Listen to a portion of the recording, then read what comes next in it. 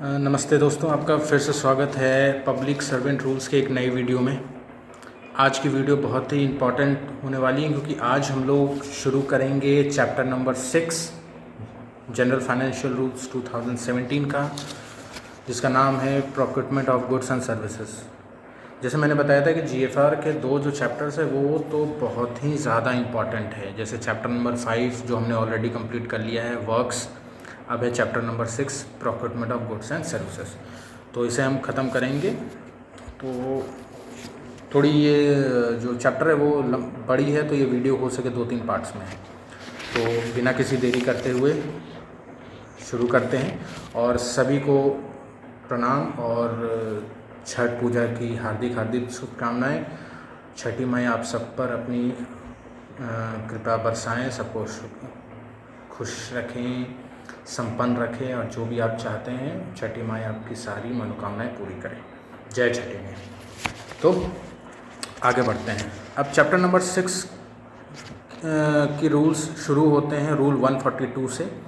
तो अभी हम लोग चैप्टर नंबर 6 का पहला पार्ट पढ़ेंगे जो है प्रोक्यूरमेंट ऑफ गुड्स। तो अभी जो भी हम लोग रूल्स पढ़ेंगे वो हो गए प्रोक्यूरमेंट ऑफ गुड्स के बारे में, और फिर आगे जाके हम लोग प्रोक्यूरमेंट ऑफ सर्विसेज के बारे में पढ़ेंगे। तो शुरू करते हैं चैप्टर नंबर 6 का पहला रूल, रूल 142। रूल 142 बेसिकली क्या है, सिर्फ इस चैप्टर के बारे में बताता है कि आप जो जीएफआर का जो चैप्टर नंबर 6 है इसमें आप जानेंगे कि प्रोक्यूरमेंट के रूल्स क्या होते हैं, कौन से रूल्स प्रोक्यूरमेंट के लिए एप्लीकेबल हैं, और ये जो रूल्स हैं ये सारे मिनिस्ट्री और डिपार्टमेंट्स में एप्लीकेबल होंगे जब तक कि वहाँ पर कोई स्पेशल रूल ना एप्लीकेबल हो। तब तक ये जितने ऑटोनोमस इंस्टीट्यूशन हैं, जितने भी सरकारी संस्थाएं हैं, जितने भी डिपार्टमेंट्स हैं, मिनिस्ट्री है, सब में ये प्रोक्यूरमेंट रूल्स एप्लीकेबल होंगे। तो ये सारी चीज़ें रूल 142 में लिखी हुई हैं। अब आते हैं रूल 143 जो बहुत ज़रूरी है। इसमें गुड्स का डेफिनेशन दिया है कि गुड्स बोलते हैं क्या है। अगर हम लोग चैप्टर नंबर 6 के लिहाज से बात करें या जीएफआर के लिहाज से बात करें तो गुड्स होती क्या है। तो आप एक मंत्र याद रखिए, गुड्स सभी चीज़ों को बोलते हैं, जो दिखने वाली भी चीज़ें होती है और जो नहीं दिखने वाली भी चीज़ें होती हैं। दिखने वाले में जैसे गुड्स में पेन पेंसिल से लेकर हवाई जहाज़ तक, ट्रेन से लेकर सड़क तक, गिट्टी बालू से लेकर पत्थर के, तो हर चीज़, फर्नीचर से लेकर हर चीज़ को गुड्स बोला जाता है। ठीक है। जिसमें इंटेंजिबल गुड्स भी होते हैं, जैसे सॉफ्टवेयर्स हो गए, लाइसेंसेस हो गए, कोई पेटेंट्स हो गए, इंटेलेक्चुअल प्रॉपर्टीज़ हो गई, तो ये सबको गुड्स माना जाता है। ठीक है। गुड्स वो भी माना जाता है कि मान लीजिए इन सब गुड्स को प्रोक्योर करने के बीच में कुछ भी इंसिडेंटल आता है, खर्चा बढ़ता है या इंसिडेंटल कोई और ख़रीदारी करनी पड़ती है, तो उससे भी गुड्स बोला जाता है। जैसे मान लीजिए कोई सामान अगर हम गुड्स अपने ऑफिस में मंगा रहे हैं तो उसका ट्रांसपोर्टेशन, उसका इंश्योरेंस, ये सारे चीज़ें क्या होते हैं, गुड्स की कैटेगरी में आते हैं। पर a very big but, goods के कैटेगरी में क्या नहीं आता है, तो लाइब्रेरी में यूज़ होने वाली जो भी चीज़ें वो गुड्स की कैटेगरी में नहीं आती है।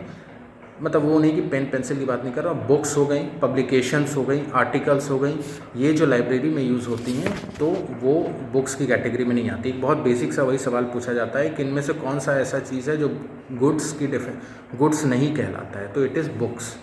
बुक्स हो गई, पीरियोडिकल्स हो गई, आर्टिकल्स हो गई, जो अमूमन लाइब्रेरी में यूज़ होती है। ऐसा नहीं कि सिर्फ जो लाइब्रेरी के लिए आ रही है वही गुड्स नहीं होती है, नॉर्मल बुक्स भी गुड्स की कैटेगरी में नहीं होते हैं। ठीक है। अब आते हैं आगे, बढ़ते हैं आगे। रूल 144 क्या कहता है, तो रूल 144 बताता है fundamental principles of public buying for all procurements including procurement of works. इसमें ये जो रूल है ये प्रोक्यूरमेंट ऑफ वर्क्स के लिए जो पहले जो हमने पढ़ा था उसमें भी लागू होता है। तो ये जैसे इसका हेडिंग ही बता रहा है, fundamental principle of public buying. हम कोई भी चीज़ खरीदते हैं, मतलब प्रोक्योर करते हैं मैं जैसे किसी डिपार्टमेंट के बेसिस पे कर रहा हूँ, मैं पर्सनली प्रोक्योर नहीं कर रहा हूँ, मैं संस्था की तरफ से बता रहा हूँ कि अगर कोई भी सरकारी विभाग कोई सामान प्रोक्योर करता है, वो खरीदता नहीं है, वो प्रोक्योर करता है। ठीक है। तो वो जब वो प्रोक्योर करता है तो उसमें कुछ कुछ नियम होते हैं जो आपको मानने होते हैं। तो फंडामेंटल नियम क्या होते हैं, शुरुआती नियम क्या होते हैं। तो एक पहला तो एक ऐसे रिस्पॉन्सिबल बंदे को ये जिम्मेदारी दी जाती है प्रोक्यूरमेंट के लिए जिसमें समझ हो, बूझ हो, वो डिसीजन ले सके कि कौन सा प्रोक्यूरमेंट सही है, कौन सी चीज़ें सही है, कि रेट्स सही है कि नहीं। मतलब सिंपल सी बात है, सरकारी प्रोक्योरमेंट इस तरीके से होना चाहिए, एक ऐसे बंदे के हाथ में देना चाहिए जो समझ रखे कि अगर सरकार का पैसा है, ये सरकार का नहीं, ये तो पब्लिक का पैसा है, तो उसको हम इफ़िशेंटली कैसे यूज़ कर सकते हैं। कम पैसे में अगर ज़्यादा चीज़ मिल रही है तो इस जिस तरीके से हम लोग अपने सामान खरीदते समय सोच बूझ लगाते हैं, ठीक है। तो कोई एक होता है ना, एक बंदा होता है जो हर जगह तोल भाव कर लेता है, भले हर कोई ना कर पाए, पर कोई एक बंदा होता है या बंदी होती है जो मांडवली करने में, तोल भाव करने में बहुत एक्सपीरियंस्ड होती है। तो उसी तरीके के बंदे को प्रोक्योरमेंट में बोला जा रहा है कि जिस बंदे को भी आप रिस्पॉन्सिबिलिटी दे रहे हैं वो विवेकशील होना चाहिए, उसमें एफिशिएंसी होना चाहिए कि वो और सारे मैटर्स में ट्रांसपेरेंसी रखे। तो ये चीज़ बोला गया है। तो इन शॉर्ट वही है कि जिस भी अथॉरिटी को ये पावर दी गई है, तो पावर कैसे दी जाती है, delegation of financial power rule से। जिस भी अथॉरिटी को पावर दी गई है प्रोक्योरमेंट करने के लिए, तो उनको ध्यान देना है कि प्रोसेस में पूरा एफिशिएंसी हो, कहीं भी कोई मतलब देर दुरुस्त ना हो, ऐसा, ठीक है। और क्या होना चाहिए, इकोनॉमिकल होना चाहिए। इकोनॉमी वही मैंने बताया, कम पैसे में ज़्यादा चीज़ लेने का जो होता है, कैसे हम अच्छा डील गेन कर सकें। और जो पूरा जो प्रोसेस है वो पूरा ट्रांसपेरेंट होना चाहिए, ट्रांसपेरेंसी होनी चाहिए। हमने प्रॉपर टेंडर कराया, प्रॉपर सारे वेंडर्स को हमने equal rights the, equal opportunity the present होने के लिए, उन्होंने अपना सारा डॉक्यूमेंट्स दिया, तब ही ये फेयर चल रहा है। तो इस तरीके का ट्रांसपेरेंसी मेंटेन होनी चाहिए, ठीक है। अब क्या बोला, तो प्रोक्योरमेंट प्रोसीजर में कौन कौन सी मेन यार्डस्टिक्स है। यार्डस्टिक्स मतलब क्या है, मतलब क्या क्या मुख्य बिंदु हैं जिस पे आपको ध्यान देना है। तो पहला पॉइंट है 144 का पहला ही सब रूल में है कि डिस्क्रिप्शन ऑफ प्रोक्योरमेंट। जो हम प्रोक्योरमेंट, जैसे हमने टेंडर निकाला या हमने न्यूज़पेपर में या एडवर्टाइज टेंडर किया या लिमिटेड टेंडर किया कि हमें प्रोक्योरमेंट करना है, तो जो हम प्रोक्योरमेंट का डिस्क्रिप्शन देंगे वो क्या होना चाहिए, पूरा ऑब्जेक्टिव होना चाहिए। ये नहीं कि पूरा बहुत बड़ा लंबा चौड़ा डिस्क्रिप्शन हो गया, वैसा नहीं। ऑब्जेक्टिवल होना चाहिए, फंक्शनल होना चाहिए कि उसका हमें क्या काम करना है, वो किस पर्पस के लिए लिया जा रहा है। जेनेरिक हो, ठीक है। और measurable and specified technical qualitative and performance character. और हमें ये बताना है कि हमें क्या टेक्निकल चीज़ें उसमें चाहिए, उसके प्रॉपर स्पेसिफिकेशन क्या चाहिए। तो ये सबसे पहले प्रोक्योरमेंट के डिस्क्रिप्शन में होना चाहिए।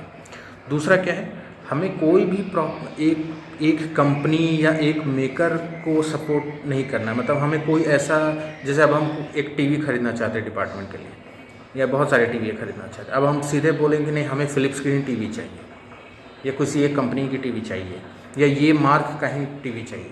तो वैसा नहीं है। आपको प्रोक्योरमेंट में ये इंडिकेट नहीं करना है कि ये रिक्वायरमेंट एक स्पेसिफिक कंपनी के लिए, कंपनी के नाम पर ही होगा या ट्रेडमार्क का होगा, ठीक है। आपको क्वालिटी जो दे रहा है कम पैसे में अच्छी क्वालिटी, और जो आप चाहते हो, आपकी ज़रूरतों को जो पूरा कर रहा है, वो उस पर आपको वो पार्टी को आप आगे उसके साथ बढ़ेंगे।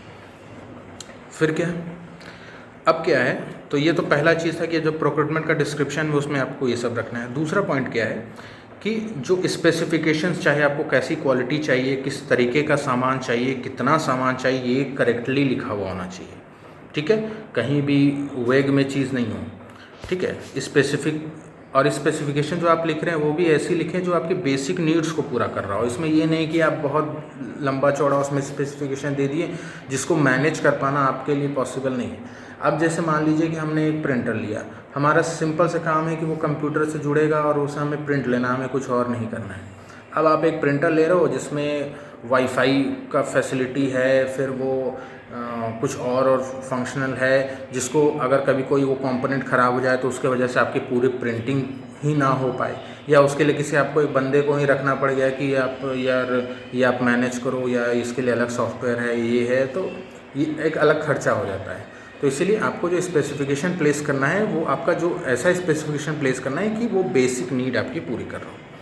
तीसरा क्या है, जो टेक्निकल स्पेसिफिकेशन आपने डाला है वो किसी स्टैंडर्ड, नेशनल स्टैंडर्ड को फॉलो करें। अगर हम कोई इलेक्ट्रॉनिक सामान ले रहे हैं, कोई इलेक्ट्रॉनिक चीज़ प्रोक्योर कर रहे हैं, तो जैसे हमें ISI मार्क होना चाहिए, वो स्टैंडर्ड है, इंडिया का स्टैंडर्ड है। तो आप कोई भी जगह पर अगर कोई भी सामान प्रोक्योर कर रहे हैं तो आपको ध्यान देना है जो हमने टेक्निकल स्पेसिफिकेशन डाला है वो किसी स्टैंडर्ड किसी नेशनल स्टैंडर्ड से मिलता हो, ठीक है। या उसमें ये भी बोला जा रहा है कि मान लीजिए ऐसा कोई स्टैंडर्ड नहीं है, इंडिया में नहीं है, मान लीजिए हमारे कोई ऐसा सामान है जिसमें इंडिया में ISI मार्क की तरह उसमें कोई स्टैंडर्ड नहीं दिया जाता है, तो हम क्या करेंगे, हम उसी तरीके की मशीन्स के लिए सर्च करेंगे, कहीं इंडिया में नहीं तो कहीं बाहर हो, इंटरनेशनल कोई स्टैंडर्ड हो उसके लिए, ठीक है। अब अगर मान लीजिए हम लोग किसी एक स्पेसिफिक देश से बाहर कहीं दूसरे देश में सामान प्रोक्योर करना चाहते हैं, जैसे हमारा एक कोई प्रोजेक्ट है जो अफ़गानिस्तान में बनना है, अब सामान अफ़गानिस्तान में आनी चाहिए, तो अब हमारे यहाँ से सामान तो नहीं जाएगी, अगर जा भी रही होगी तो ठीक है, पर अगर लग रहा है कि वहीं पर कोई पार्टी है, वहीं पर वेंडर्स है और वो सामान दे सकते हैं, तो हमें उस होस्ट कंट्री के जो स्टैंडर्ड है उसको फॉलो करना होगा, ठीक है।